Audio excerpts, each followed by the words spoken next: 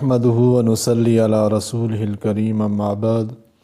اعوذ باللہ من الشیطان الرجیم بسم اللہ الرحمن الرحیم ومن اظلم ممن افترى على الله كذبا او قال اوحي الي ولم يوحى اليه شيء ومن قال سأنزل مثل ما انزل الله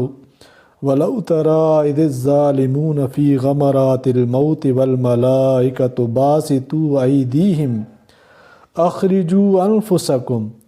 اليوم تجزون عذاب الهون بما كنتم تقولون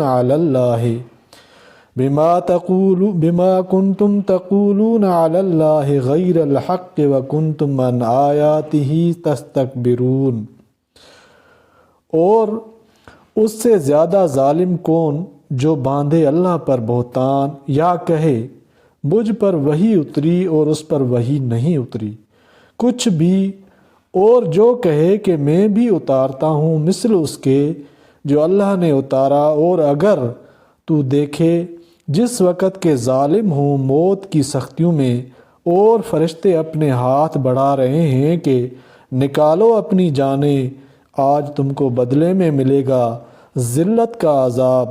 اس سبب سے کہ تم کہتے تھے اللہ پر جھوٹی باتیں اور اس کی آیتوں سے تکبر کرتے تھے۔ اللہ تعالیٰ